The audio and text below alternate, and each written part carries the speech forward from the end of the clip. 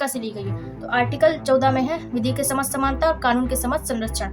Article 15 में दिया हुआ है जाति, धर्म, लिंग, जन्म स्थान के आधार पर भेदभाव नहीं किया जाएगा। जैसे जाति, किसी भी नमस्कार दोस्तों, एक बार फिर हमारे चैनल जीके जस्ट नॉलेज में स्वागत है। तो आज हम पढ़ेंगे मूल अधिकार के बारे में, फंडामेंटल राइट्स के बारे में। तो हमारा भारतीय संविधान का भाग 3 है मूल अधिकार, जिसे हमें पढ़ना है। इसमें टोटल अनुच्छेद 12 से 35 तक दिए हुए हैं। इस मूल अधिकार को नैसर्गिक तथा मैग्ना कार्टा कहते हैं, क्योंकि यह जन्म से ही मिल जाता है मूल अधिकार। और मूल अधिकार है उसे अमेरिका के संविधान से लिया गया है। पिछली क्लास में हमने आर्टिकल 1 से लेकर आर्टिकल 11 तक पढ़े थे, जिसमें हमने भाग 1 भाग 2 पढ़ा था।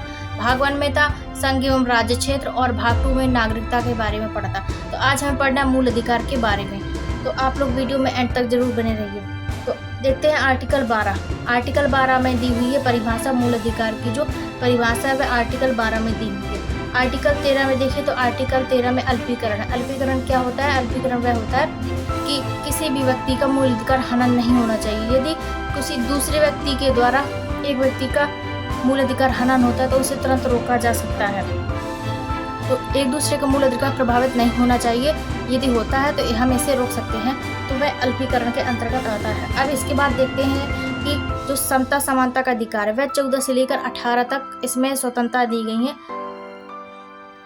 जो समता समानता का अधिकार है इसमें 14 से लेकर 18 तक समता समानता का अधिकार दिया हुआ है, जिसमें कि उपाधियों का अंत और अस्पृश्यता, छुआछूत का अधिकार, और इसमें लोक नियोजन, जाति धर्म के आधार पर भेदभाव। तो इस तरीके से टोटल 14 से 18 तक इसमें समानता और समता का अधिकार दिया हुआ है। तो उन आर्टिकलों को देखते हैं। तो चलिए शुरू करते हैं।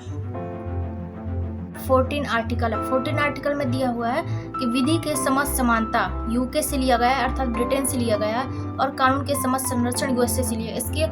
इसका अर्थ क्या है? विधि के समझ समानता अर्थात इसका अर्थ ये है कि विधि के समझ यानी कानून के सामने सब समान है, यह व्यवस्था ब्रिटेन से ली गई है। और कानून के समझ संरक्षण यानी कानून के सामने सभी को संरक्षण मिलेगा, यह व्यवस्था यूएसए से ली गई है, अमेरिका से ली गई है। तो आर्टिकल 14 में है विधि के समझ समानता और कानून के समझ संरक्षण।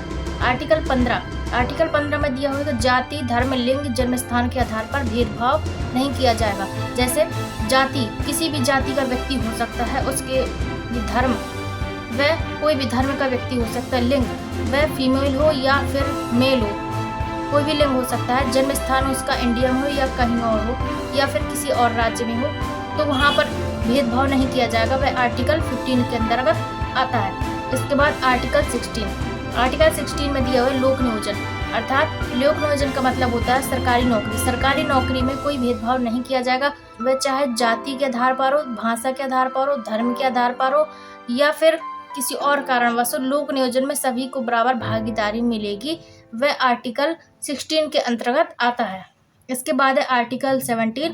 आर्टिकल 17 में है अस्पृश्यता यानी छुआछूत का अंत। इस जो हम मूल अधिकार पढ़ रहे हैं, हमें इसमें क्या क्या देखने के लिए मिला?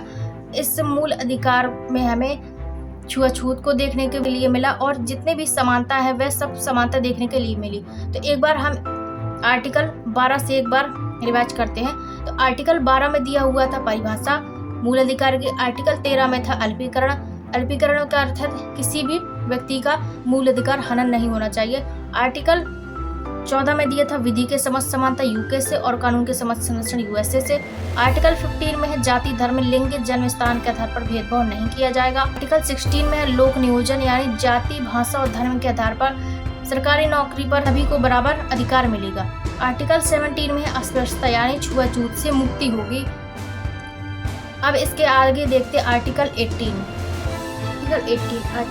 में दिया है उपाधियों का अंत, अर्थात सेना, शिक्षा और सुरक्षा के अलावा आप कोई उपाधि नहीं रख सकते हो, लेकिन पद्म विभूषण और जो भारत रत्न है इनकी उपाधि आप रख सकते हो, और इन्हीं के तहत पद्म विभूषण और भारत रत्न दिया जाता है हमारे भारत में। इसके बाद आते हैं स्वतंत्रता का अधिकार। स्वतंत्रता का अधिकार में आर्टिकल 19 से लेकर 22 तक आर्टिकल दिए हुए थे। हमने समता समानता का अधिकार देखा, जिसमें कि 14 से 18 तक आर्टिकल थे। अब इसमें स्वतंत्रता का अधिकार है, जिसमें 1922 तक आर्टिकल इसमें है। जैसे कभी क्वेश्चन पूछता है कि स्वतंत्रता का अधिकार में कहाँ से कहाँ तक आर्टिकल दिए हुए हैं। तो स्वतंत्रता के अधिकार में 19 से 22 तक आर्टिकल हैं जो स्वतंत्रता के अधिकार। तो आर्टिकल हम 19 देखेंगे। आर्टिकल 19 में 7 प्रकार की स्वतंत्रता आती हैं। तो पहली स्वतंत्रता है अभिव्यक्ति की बोलने की स्वतंत्रता, अर्थात इसमें जो व्यक्ति है वह सरकार के खिलाफ बोल सकता है, पोस्टर जला सकता है, झंडा लहरा सकता है। और इसमें जो मीडिया की स्वतंत्रता, तो इसी के अंतर्गत आती है अभिव्यक्ति की बोलने की स्वतंत्रता। तो यहाँ पर अभिव्यक्ति की बोलने की स्वतंत्रता हो जाएगी ये 19 का पहला का नंबर इसमें। तो 19 के आर्टिकल में स्वतंत्रता 7 प्रकार की, जिसमें पहली स्वतंत्रता है अभिव्यक्ति की बोलने की स्वतंत्रता। इसके बाद है सेकंड वाली सभा बनाने की स्वतंत्रता, अर्थात आप बिना हथियार रखे कोई भी सभा बना सकते हो। यह आर्टिकल 19 के अंतर्गत सेकंड में आता है। इसके बाद थर्ड है संगठन बनाने की स्वतंत्रता। इसके बाद चौथी है चारों ओर घूमने की स्वतंत्रता, अर्थात भारत के अंदर आप बिना रोक टोक के कहीं भी घूम सकते हो। वह आर्टिकल 19 के अंतर्गत चौथी स्वतंत्रता में आती है। पांचवी स्वतंत्रता है भारत में बसने की स्वतंत्रता, आप भारत में किसी भी क्षेत्र में आप रह सकते हो। जमीन खरीदने की स्वतंत्रता, आप भारत में रहकर कोई भी जमीन खरीद सकते हो। और लेकिन जो जमीन है वह पहले मूल अधिकार थी, लेकिन जब से 44वां संविधान संशोधन हुआ है, 44वां संविधान संशोधन हुआ है 1978 में, तो ये 44वां संविधान संशोधन के द्वारा जो संपत्ति का अधिकार था वह कानून अधिकार बन गया है। तो इसे आर्टिकल 300 के काम में रखा गया है। यह कानूनी अधिकार बन गया मूल अधिकार ना होकर।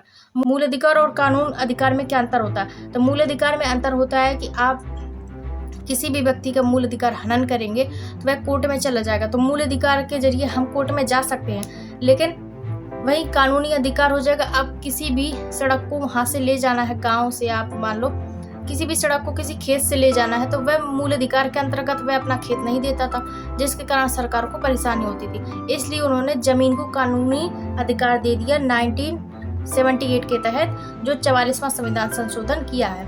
इसके बाद आता है 7 नंबर की स्वतंत्रता है 19 के अंतर्गत व्यवसाय करने की स्वतंत्रता, आप व्यवसाय कर सकते हैं भारत के अंदर। तो ये हमने स्वतंत्रता का अधिकार देखा जो 19 से 22 तक दी हुई है। तो हमने अभी 19 का आर्टिकल देखा जिसमें कि अभिव्यक्ति की बोलने की स्वतंत्रता, आप क्या बोलती हूँ वैसे आप भी बोलिए।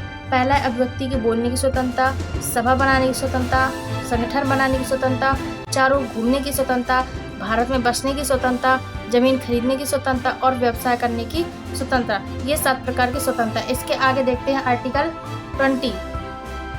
अभी 19 अनुच्छेद देखा जिसमें कि 7 प्रकार की स्वतंत्रताएं थी, और उसमें जो संपत्ति का अधिकार है वह मूल अधिकार न रहकर वह कानूनी अधिकार हो गया है। तो हमारे 19 के अनुच्छेद में 6 प्रकार की स्वतंत्रता बची है।